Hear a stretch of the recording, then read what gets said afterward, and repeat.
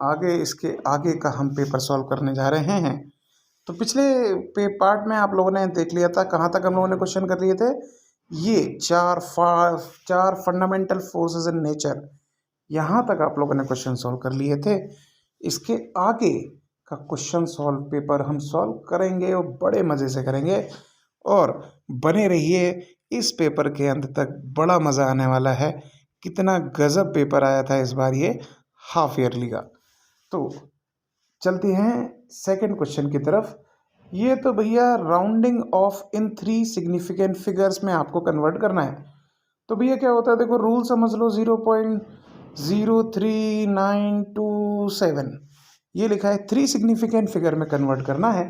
तो रूल तो आपको पता ही होगा, ये वाले नंबर सिग्निफिकेंट फिगर में काउंट होते नहीं हैं, बट ये वाले होंगे, ठीक है ना। तो अगर 3 सिग्निफिकेंट फिगर में कन्वर्ट करना है तो ये चौथे वाले को हटा दो, और चूंकि ये 5 से बड़ा है तो इसको डिलीट करो, इधर एक नंबर बढ़ जाएगा। तो कितना हो गया आंसर, 0.0393। जी हाँ, चलिए सेकेंड वाले को सॉल्व कर लेते हैं। इसका सेकेंड पार्ट जो है वो आपको दिया गया है 4.085 into 10 to the power something something है ना, समथिंग समथिंग है ना, कुछ है। चलो इसकी बात कर लेते हैं। इसको 3 सिग्निफिकेंट फिगर में कन्वर्ट करना है, तो जो कि आपको 4 सिग्निफिकेंट फिगर आपको दिख रहे होंगे। कौन कौन से, ये ये है ना। तो 4 सिग्निफिकेंट फिगर आपको दिख रहे हैं, तो 3 सिग्निफिकेंट फिगर में कन्वर्ट करना है। तो ये बहुत सिंपल सा रूल है। ये 5 है, अगर इस 5 को हटाओगे, इससे पहले वाला नंबर देखो, ये तो इवन है तो ये ऐसे ही हट जाएगा, कोई दिक्कत नहीं, इसे हटा दो। ये हो जाएगा 4.08 इंटू 10 टू द पावर जो भी क्वेश्चन में गिवन है, ठीक है। चलिए अगला क्वेश्चन बहुत ही इजी क्वेश्चन ये दिया गया है। When 2 bodies A and B having velocities AV and VV moving in the opposite direction, write the formula of their relative velocity। देखो भैया, एक VA वेलोसिटी से इधर मूव कर रही है और एक बॉडी VB वेलोसिटी से इधर मूव कर रही है। तो रिलेटिव वेलोसिटी क्या कहती है भाई, ये है VAB, ये होनी चाहिए VA माइनस, और चूंकि अपोजिट डायरेक्शन है तो माइनस का VB है ना, तो VAB होना चाहिए बराबर VA प्लस VB, ठीक है ना। ये बन गया आपका फॉर्मूला। तो क्या क्या लिखोगे आप लोग, पहले ये लिखोगे, ये वाला जो बनेगा चीज़ हमारी, ठीक है, चूंकि अपोजिट डायरेक्शन है तो यहाँ पर ये माइनस हो जाएगा, और ये माइनस माइनस मिलके यहाँ प्लस हो जाएगा, ठीक है। चलिए आगे बढ़ते हैं भैया अगला क्वेश्चन है क्या कि centripetal acceleration and its direction पूछी है भाई। तो सेंट्रीपिटल एक्सेलरेशन का फॉर्मूला होता है A is equals to v square upon r, और इसकी डायरेक्शन होती है हमेशा टुवर्ड्स सेंटर, तो डायरेक्शन हो गई टुवर्ड्स सेंटर, है ना। और सेंट्रीपिटल एक्सेलरेशन हो गया AC बराबर वी स्क्वायर अपॉन आर, ठीक है। आगे बढ़ते हैं। अगला क्वेश्चन आपको दिया गया है, is total linear momentum is conserved during the short time of elastic collision. बिल्कुल भैया, आप लोग जब इलास्टिक कॉलिजन का डेरिवेशन करते हो तो उसमें लिखते हो m1v1 प्लस u1 लेते थे यहाँ पर, है ना, m2u2 बराबर m1v1 प्लस m2v2, ये आपने लिखा होगा बेटा। तो सिंपल सी बात, क्या बात, कि आपका जो कॉलिजन से पहले का मोमेंटम था वो कॉलिजन के बाद भी वही मोमेंटम होगा, यानी आपका जो भी इलास्टिक कॉलिजन होता है वो कंजर्व्ड होता है। तो आंसर इज यस, कंजर्व्ड होता है। ओके, चलिए अगले क्वेश्चन की तरफ चलते हैं। अगला क्वेश्चन ये दिया गया है कि एक बिजली का पंखा है, 600 चक्कर, मतलब क्या कर रहा है, electric fan is rotating with the speed of 600 RPM। Okay भाई, 600 अराउंड पर मिनट। वेलोसिटी निकालनी है भाई, रेडियन पर सेकेंड में। ओके भैया देखो, एक राउंड में कितने रेडियन होते हैं भाई? एक राउंड में 2 पाई रेडियन हो गए। तो 600 राउंड में कितने रेडियन हो गए? 600 इंटू 2 पाई। पर मिनट था तो पर सेकंड कन्वर्ट कर लो, मिनट के लिए 60 से डिवाइड कर दो, ठीक है ना। तो कितनी हो गई? 60 से डिवाइड किया, इससे ये गया 6 से ये चला गया 10 बार, तो क्या हो गया? 20 पाई रेडियन पर सेकेंड। ओके बेटा, 20 पाई रेडियन पर सेकेंड इज दैट आंसर। आगे बढ़ जाते हैं भाई, चलिए इसको पहले मिटा लेते हैं, आगे बढ़ जाते हैं। अगला क्वेश्चन है, does the escape speed of a body from earth depend upon the mass on the body? ना भैया, बिल्कुल ना, मास ऑफ द बॉडी पर डिपेंड नहीं करती। ये 11.2 किलोमीटर पर सेकेंड जो होती है ना, ये मास पर डिपेंड नहीं करती, क्योंकि इसके वेलोसिटी का आपका एक फॉर्मूला आया था भाई, √2g r, ऐसे कोई का कुछ फॉर्मूला आपने देखा होगा, ठीक है ना। तो इतना होता है, यहाँ पर m का जो है या नहीं, हाँ जी तो ऐसा नहीं होता है बेटा जी। चलिए आगे बढ़ जाते हैं। दिया गया है bulk modulus of elasticity. Bulk modulus of elasticity, इलास्टी का शहर। तो देखिए बहुत सिंपल है, बल्क मॉडुलस का फॉर्मूला क्या होता है? देखो बनाना आना चाहिए आपको। तो ये भाई होता है बल्क मॉडुलस के का फॉर्मूला होता है स्ट्रेस अपॉन वॉल्यूमेट्रिक स्ट्रेन, है ना, वॉल्यूमेट्रिक स्ट्रेन, है ना। तो भाई देखो एक चीज़ है, बहुत सिंपल सी बात, स्ट्रेन की कोई यूनिट होती नहीं है, स्ट्रेस की यूनिट होती है। स्ट्रेस क्या होता है भैया? Force upon area. तो फोर्स की यूनिट हो गई न्यूटन, एरिया की यूनिट हो गई पर, तो यूनिट क्या हो गई? न्यूटन पर मीटर स्क्वायर। बहुत सिंपल था भाई, आगे बढ़ जाते हैं। चलिए तो आगे क्या दिया गया है? Write down the law of pascal. Pascal का लॉ बताइए। तो भैया बहुत सिंपल सी बात है, कोई एक क्लोज सरफेस ले लें, अगर हम ग्रेविटी को इग्नोर कर दें, ग्रेविटी को इग्नोर कर दें, तो वो ये कहता है कि इस क्लोज सरफेस के अंदर हर जगह, हर बिंदु पर, हर जगह पर जो भी प्रेशर है ना, उसकी वैल्यू सेम रहेगी, है ना। हर पॉइंट पर जो सरफेस होगी ना, इसके हर पॉइंट पर प्रेशर सेम रहेगा, ये कहता है आपका पास्कल लॉ भैया। आगे बढ़ जाओ, चलो भाई। तो चलो भाई अगला क्वेश्चन है, what is the reason of making shaft shape of shaft like I? देखो भाई आई देखो भाई, देखो ऐसा होता है, ऐसा करके जो शाफ्ट बनाते हैं ना, इस शेप का ही क्यों बनाते हैं, ये बताना चाह रहा है। तो आप जरा एक बात समझ लीजिए बेटा जी, कि जो आई शेप जो होता है ना, जो हमारी बीम भी होती है ना, वो कुछ इसी शेप में होती हैं, जिसमें ये डेप्थ ज़्यादा होती है। तो आपने सेकंड बुक का एक फॉर्मूला पढ़ा होगा, जिसमें डिप्रेशन एंगल को हम कुछ कैलकुलेट कर रहे होते हैं, ठीक है। वो था WL³ upon 4BD³ Young's modulus, है ना। तो ये तो डेप्थ जितनी ज़्यादा होगी, ये डिप्रेशन एंगल उतना कम बनेगा।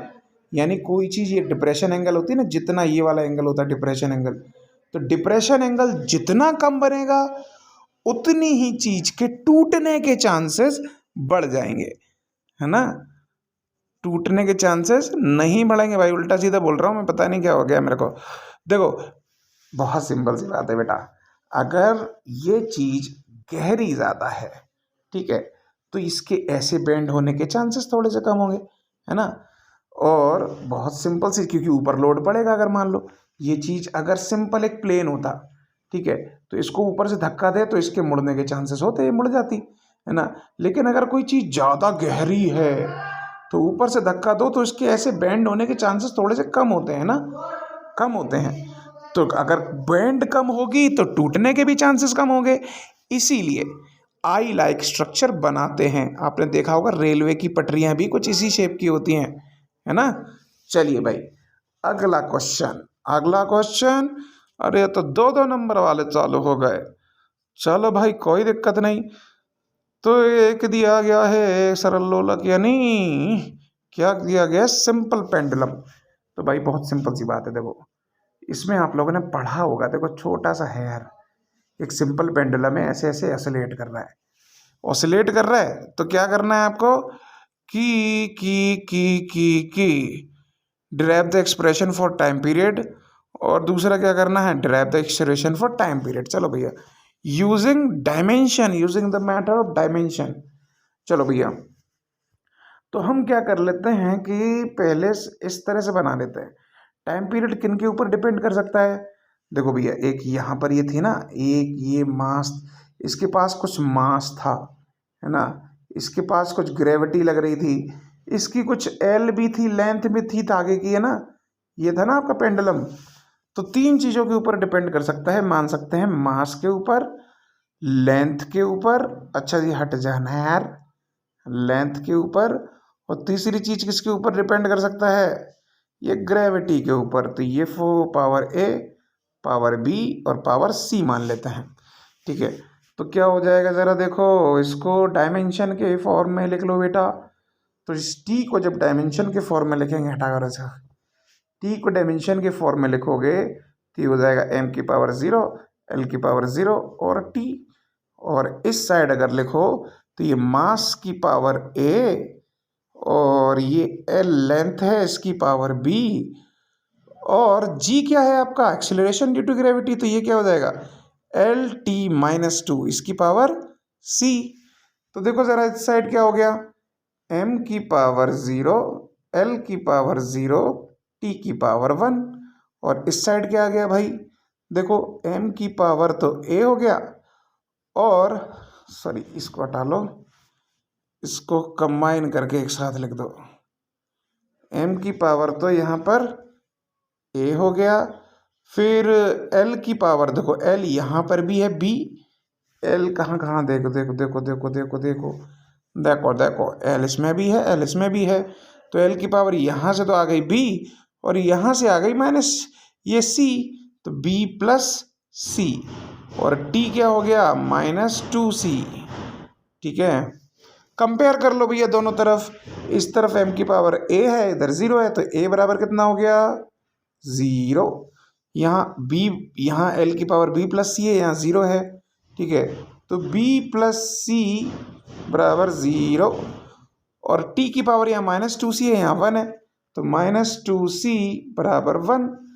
तो देखो यहाँ से क्या आ गया, c बराबर आ गया माइनस का 1/2, तो उसको यहाँ रख दो भाई इस इक्वेशन में, ठीक है। तो b बराबर आ जाएगा 1/2, और तीनों की इक्वेशन आ गई कि नहीं आ गई, देखो भाई क्या क्या आ गया, अरे भाई कहाँ चले गए तुम, तो ये आ गया a बराबर 0, c की वैल्यू आ गई यहाँ से, b की वैल्यू आ गई यहाँ से, ये तीनों को रख दो यहाँ पर, और आपका फॉर्मूला मिल जाएगा। तो t प्रोपोर्शनेट किसके है, m की पावर 0 के, और l की पावर 1/2 के, और g की पावर -1/2 के। तो इसका मतलब क्या हुआ, इधर वाले को हटा दो, हटना है यार, इधर वाले को हटा दो। इसका मतलब हुआ t प्रोपोर्शनेट हुआ, मास पर डिपेंड नहीं कर रहा है, प्रोपोर्शनेट हो जाएगा √L/g, जो कि हमने प्रैक्टिकली देखा, ये फॉर्मूला निकल के आया 1/2π √L/g। ये हो गया आपका फाइनल आंसर। ये एनसीईआरटी में भी दिया है, एनसीईआरटी में पहले नहीं दूसरे चैप्टर में एक सॉल्यूशन है, कोई एग्जाम्पल है, उसका सॉल्यूशन देख लो, वहाँ पर मिल जाएगा एज इट इज, ठीक है भाई। चलो आगे बढ़ जाते हैं। तो भैया एक समीकरण आपको दिया गया है, expression half m v square बराबर क्या हो गया, mgh।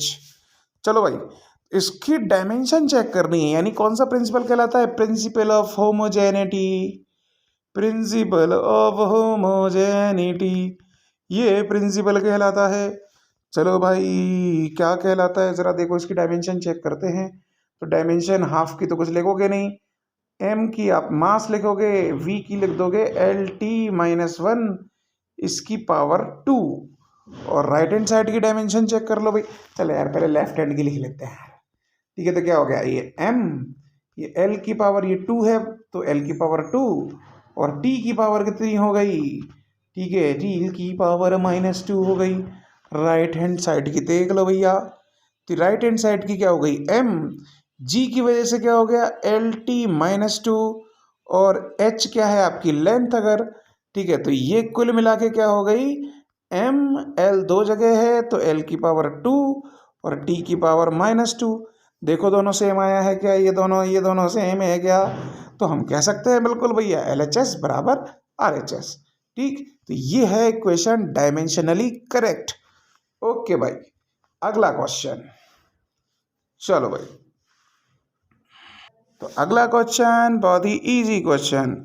ये भी दिया गया कि भैया दो समांतर रेल पटरियां हैं, मतलब क्या है, दो रेलवे ट्रैक्स है, एक कहाँ पर है भाई, बना लेते हैं, एक ये रहा और एक ये रहा। ओके, जैसे ही देखा होगा आपने, ठीक है।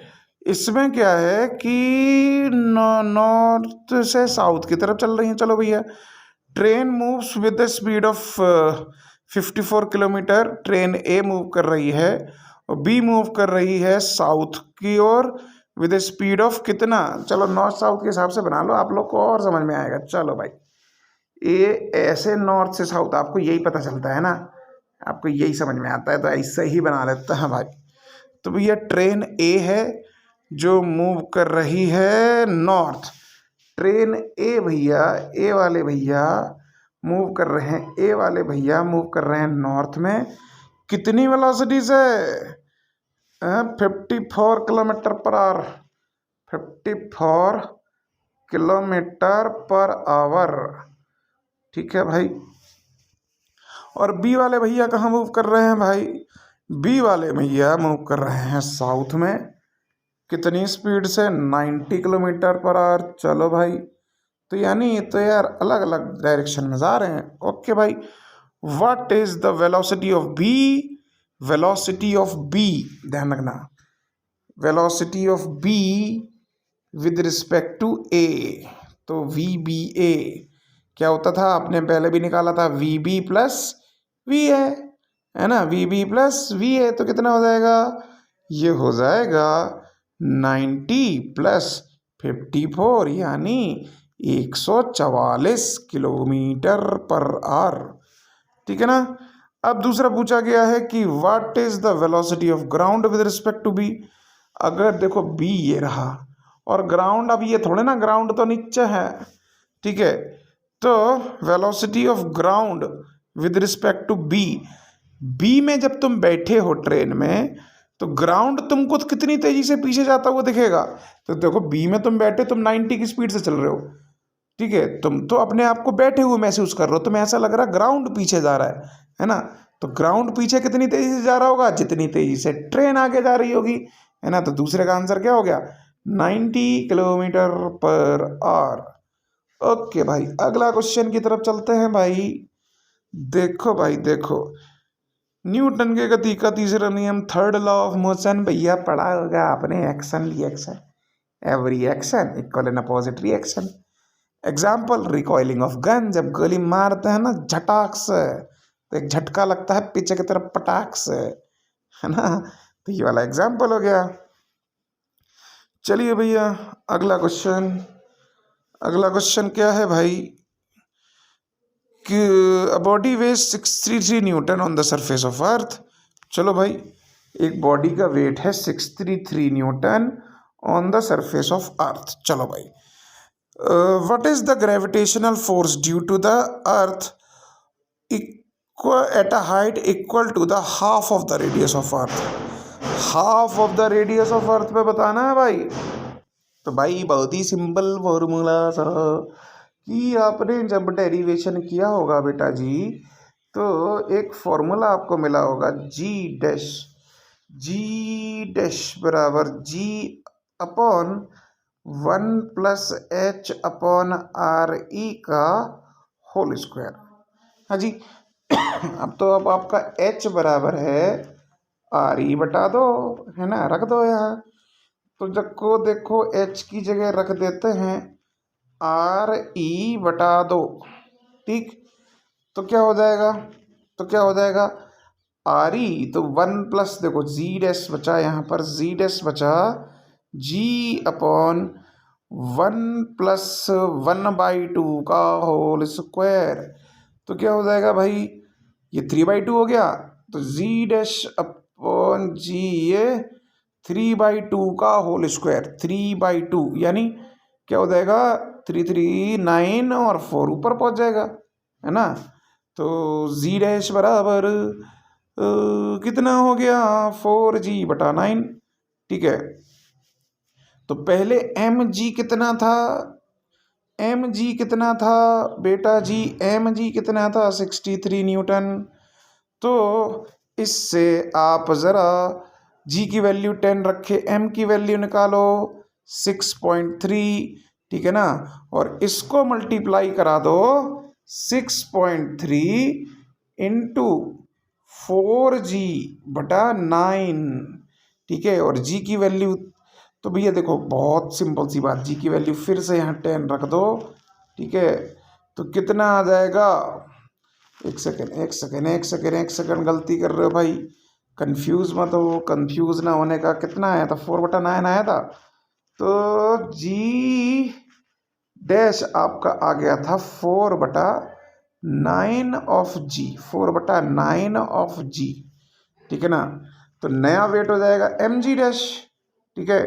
तो ये क्या था, एम था तुम्हारा 6.3 और जी डैश कितना निकला है, 4/9 ऑफ 10 टाइम्स जी की वैल्यू 10, ठीक है। 9 7 63.7 आया, तो ये आ गया 7 4 28 न्यूटन। ओके भाई, 28 Newton is the right answer. Okay, next question. तो भैया आपका नेक्स्ट क्वेश्चन आ जाता है कि ट्रू फॉल्स बताने हैं साहब। तो देखो, Young's modulus of rubber is greater than that of speed, गलत बात है, क्योंकि यंग्स मॉडुलस है ना, क्या कहलाता है, स्ट्रेस अपॉन स्ट्रेन। रबड़ में भैया स्ट्रेन बहुत ज़्यादा होता है ना। तो अगर ये ज़्यादा है तो यंग्स मॉडुलस कम होगा। दूसरा question, stretching of coil is determined by the shearing modulus, बिल्कुल सही बात है भाई। तो पहला फॉल्स, दूसरा ट्रू। ओके भाई, अब देखो अगला पेज जो है बेटा जी, इसको मुझे एक चीज़ देखनी पड़ रही है यार, ये तो डायरेक्ट क्वेश्चन है, बड़े जो क्वेश्चन है। कैसे डायरेक्ट, ये आपका प्रोजेक्टाइल मोशन हो गया, ठीक है, ये भी कुछ ना कुछ है। तो आप एक काम करिए बेटा, सभी लोग इन सभी को क्वेश्चनों को अच्छे से देखिए। बड़े डायरेक्ट डेरिवेशन आपकी बुक में, आपके नोट्स में मिल जाएंगे, आपके सर ने आपको कराए होंगे।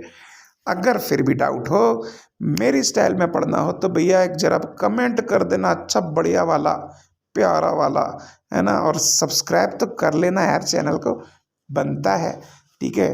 तो अगर आप कहेंगे तो इनके भी सॉल्यूशन डाल देंगे यार, कोई दिक्कत थोड़ी ना है, ठीक है ना। इनके भी सॉल्यूशन डाल देंगे। अगर तब तक के लिए मिलते हैं अगले वीडियो में, मज़े से। जय हिंद।